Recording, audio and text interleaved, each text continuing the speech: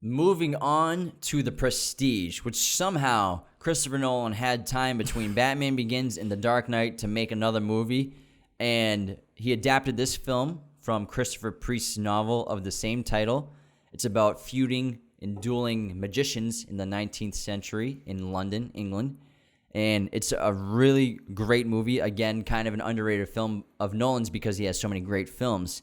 And I really enjoy this movie a lot. It's a lot of fun. Great acting, great characters, amazing directing. And again, a lot of similar traits of Nolan movies and his trademarks of nonlinear storytelling, multiple perspectives, long climaxes, mystery, neo-noir. Yeah. And I love it. It's a great movie. This is a great take on this period of history because in the 19th century, magicians were the celebrities of the day. They were the ultimate performers. People went to magic shows like they went to the movies. So it was great to see a movie really capture the essence of what that culture was like. And it's great to see two rival magicians who are both at the top of their game and the drama that plays out between the both of them. And what I love about this movie is, as Nolan, as the writer and director of this movie about magicians, he himself acts as a magician himself towards the audience members viewing his movie. Just like a magician, Nolan uses manipulation of information. He shows and tells you and misdirects the audience on specific things. So he's kind of a magician himself in this film, in a lot of his films. And he even, ironically, at the beginning of the film, it opens with Michael Caine telling you the 3-act structure of a magic trick. Nolan tells you he's exactly what he's gonna do to the audience, and throughout the film he does that exact thing. Exactly, it's amazing. So Michael Caine's character Cutter, he explains the 3 parts of every magic trick. The pledge, the magician shows you something ordinary. The turn, the magician takes the ordinary something and makes something extraordinary out of it, or makes it do something extraordinary. And the prestige, the magician brings it back. So basically, Nolan, like you said, is setting you up and telling you, I'm going to show you some stuff. Yeah. I'm going to misdirect you. I'm going to fool you. And then I'm going to show you what the whole thing was about. Yeah. And I'm going to bring it all back around. Yeah. It's like Michael Jordan calling a 3-pointer. And again, a very complex plot, nonlinear storylines.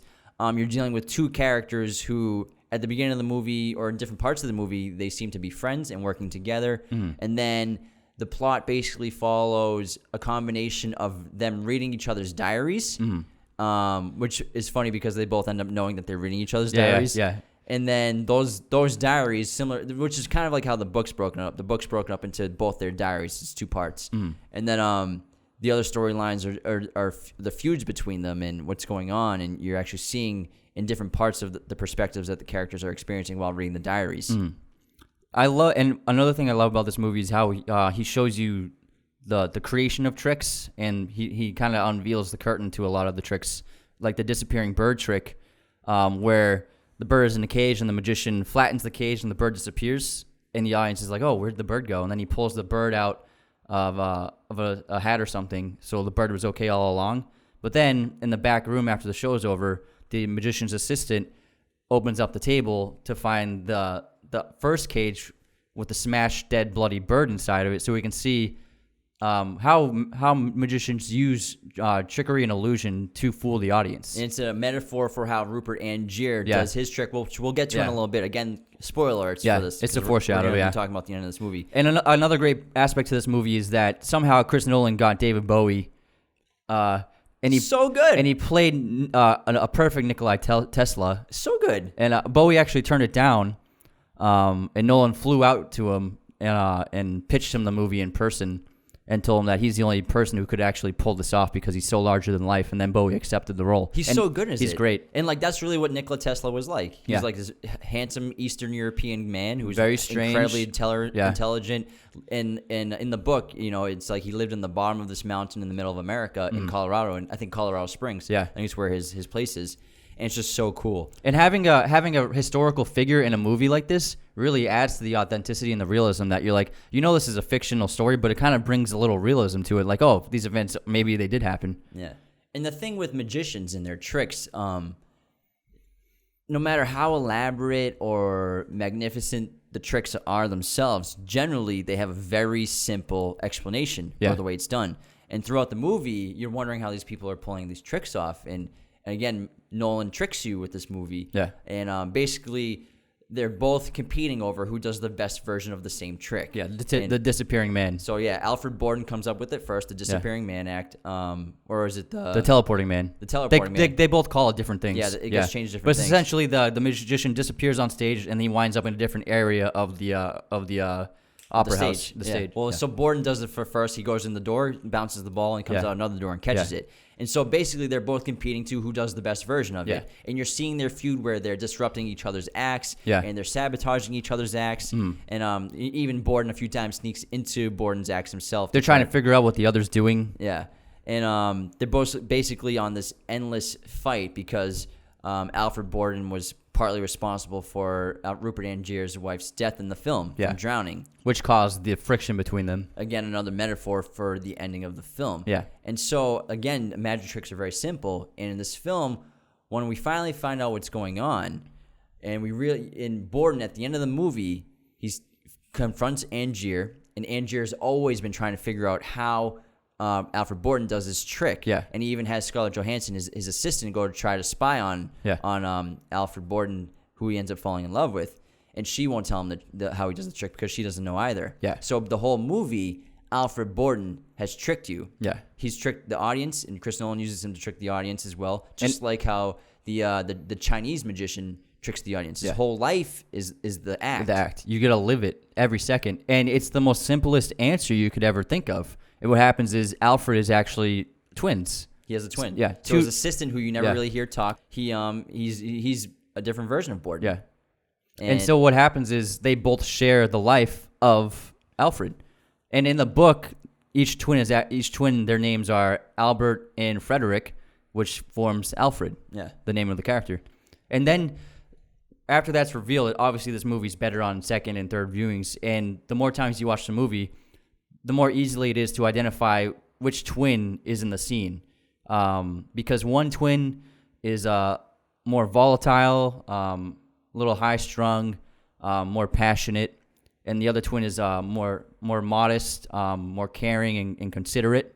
And you can really see this. At first, it's subtle, the differences in personality, but then upon second and third viewings, you can really see.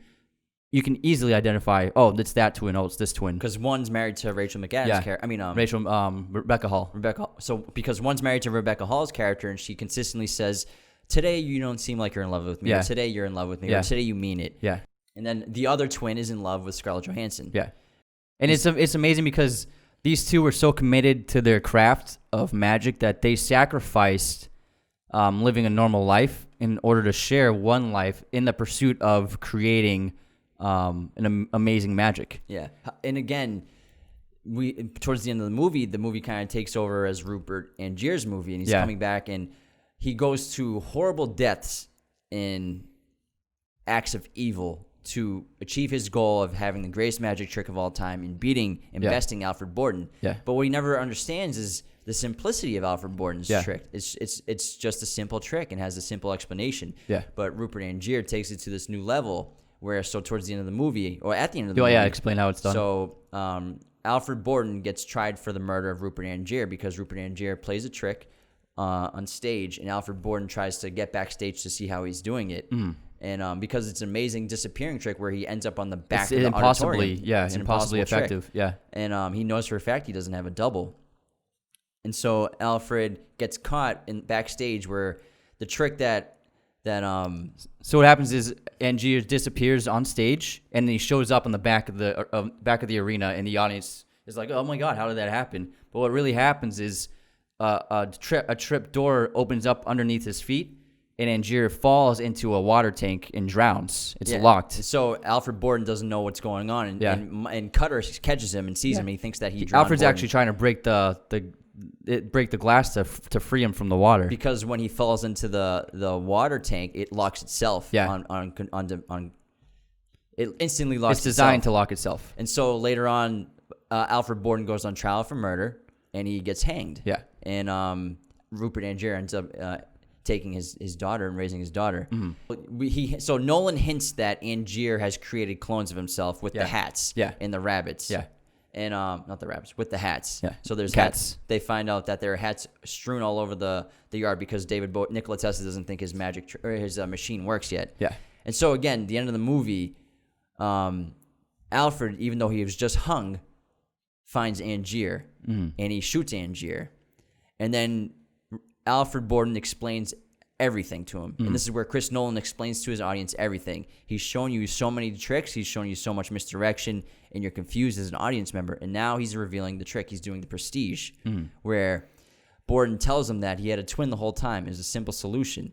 And then he learns that Rupert Angier, what he's been doing is he's been cloning himself and killing himself at the same time. Yeah. So every time he goes on stage, the trapdoor falls, he drowns himself, and then a new version of him reappears at the back of the studio. And so in the way that, so Nolan gives you two reveals at the end of the movie. He reveals Alfred Borden's trick, and then he reveals with the very last shot of the film what Rupert Angier has done. Yeah. With the shot of Rupert Angier drowned in the tank, and then there's a shot of an endless supply of these tanks. Yeah, this is rows bodies. of these tanks with Angier in them. So he saves this Prestige. He saves the reveal of the magic trick for the entire movie until the very last shot. Yeah. And it shows the true nature, the conflicting nature of both these two characters, where Alfred would never, the twins would never do something like that, kill for the magic trick. They're committed to their craft, but they're too good and decent. They would never slip to the ruthless nature of Angier, where he's willing to kill and even kill himself in order to create this magic trick. Out of selfishness. Whereas Borden and his twin share everything. Yeah, they're selfless. They share the stage. They switch. They take turns. Who's going to come out the other side? Yeah. Rather than Rupert Angier was led to jealousy of his double because his double was getting the standing ovations. Yeah. While he was at the bottom of the stage. Yeah. So his own pride and his own ambition destroyed himself. And destroyed the lives of Alfred Borden. Yeah.